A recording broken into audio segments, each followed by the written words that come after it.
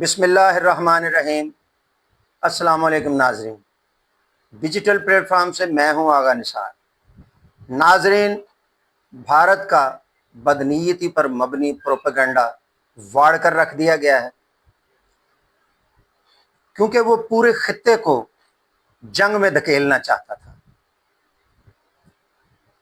اس سلسلے میں پورے پاکستان کے طول و عرض میں یوم تشکر منایا گیا۔ دن کا آغاز 21 توپوں کی سلامی سے ہوا، شہداء کی یادگاروں پر پھول چڑھائے گئے۔ یوم تشکر کے موقع پر مزار قائد اور مزار اقبال پر پروقار تقاریب ہوئیں۔ ناظرین، تمام قومیں جو اپنے اصل کو چھوڑ دیتی ہیں، اپنی بنیادی جو چیزیں ہیں ان کو چھوڑ دیتی ہیں، وہ قومیں ذلیل و خوار ہوتی ہیں۔ پاکستان نے ایک زندہ قوم ہونے کا ثبوت دیا ہے، اور زندہ خوددار بہادر قومیں اپنے شہیدوں اور غازیوں کو کبھی نہیں بھولتی۔ ناظرین، ایک دو اور باتوں کی طرف آپ کی توجہ دلانی ہے۔ اس موقع پر مجھے ایک شعر یاد آ رہا ہے۔ ماضی میں ایک گلوکار نے، وہ کوئی غزل تھی، ادھر زندگی ان کی دلہن بنے گی، ادھر زندگی کا جنازہ اٹھے گا، یا یہ کہہ لیں ادھر زندگی ان کی دلہن بنے گی، ادھر زندگی کا جنازہ اٹھے گا۔ میری مراد ہے جو 50 سے زیادہ اسلامی ممالک ہیں دنیا میں موجود، اور اس کے بعد فلسطین کے زخمی اور سسکتے ہوئے ہزاروں انسان۔ ناظرین، امریکن پریزیڈنٹ ڈونلڈ ٹرمپ کا حالیہ دورہ جو انہوں نے اسلامی ممالک کا کیا، جن میں قطر، سعودیہ، ابوظہبی وغیرہ شامل ہیں، اور خبروں میں آتا ہے کہ کوئی 35-40-100 کروڑ ڈالر کی جو ہے وہ سرمایہ کاری کی گئی ہے، جس میں سے صرف 600 کروڑ ڈالر کی سرمایہ کاری تو صرف قطر نے کی ہے، اور امریکن پریزیڈنٹ کو ایک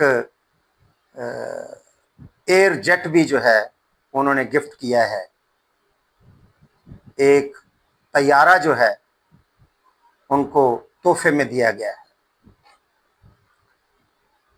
تو یہ ایسی بات ہے جو بہت ہی دل دکھانے والی ہے، اور شرم آتی ہے اسلامی ممالک کے اس رویے پر کہ یہ سارے اسلامی ممالک مل کر ایک معمولی فنڈ قائم نہیں کر سکے، اور اپنے فلسطینی بہن بھائیوں اور بچوں کے لیے کوئی امداد نہیں دے سکے، خاطر خواہ ان کی جو مسمار کیے گئے، تباہ کیے گئے گھر ہیں ان کو تعمیر کیا جا سکے، اور ان کو کھانے پینے کی سہولت بہم پہنچائی جا سکے۔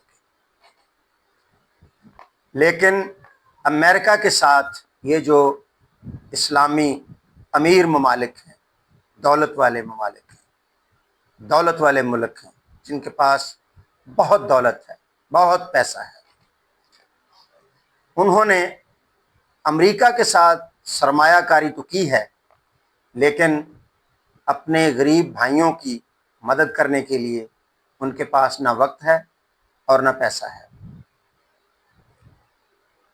اگر دیکھا جائے تو گزرے وقت میں پنجابی فلموں اور پنجابی اداکاروں کا، آرٹسٹوں کا طوطی بولتا تھا، اور ایک فلم پنجابی زبان میں بنائی گئی جس کا نام رکھا گیا گنڈا ایکٹ۔ ایک اور فلم تھی گنڈا ٹیکس۔ ایک اور فلم تھی گنڈا راج۔ تو میں یہ سمجھتا ہوں کہ یہ جو امریکن پریزیڈنٹ ڈونلڈ ٹرمپ کا دورہ ہے اسلامی ممالک کا، یہ محض سرمایہ کاری نہیں ہے، یہ ان سے گنڈا ٹیکس وصول کر رہا ہے۔ اس لیے کہ جو گنڈا راج ہے وہ کسی بھی صورت وصولی تو کر سکتا ہے نا، اس کو گنڈا راج کا نام دے دیا جائے، گنڈا ایکٹ کا نام دے دیا جائے، یا گنڈا ٹیکس کا نام دے دیا جائے، اس میں کوئی شک نہیں ہے، اس میں کوئی دو رائے نہیں ہے کہ امریکہ اس وقت پوری دنیا کا سب سے بڑا گنڈا ہے، جہاں جی چاہے حکومت نئی بنا دے، جہاں جی چاہے حکومت گرا دے، جہاں جی چاہے جنگ لگوا دے، اور جہاں جی چاہے جنگ رکوا دے۔ آپ میری بات سمجھ گئے ہوں گے۔ تو یہ ہے معاملہ کہ ہم جو اسلامی ممالک ہیں بہت بڑی تعداد میں، ہم مل کر کچھ بھی کرنے کے لیے تیار نہیں ہیں۔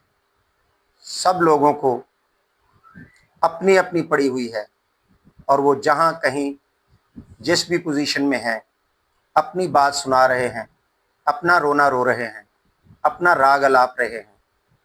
اور اسی طرح یہ جو امیر ممالک ہیں، اسلامی ممالک ہمارے، وہ بھی کچھ اسی طرح کا رونا رو رہے ہیں۔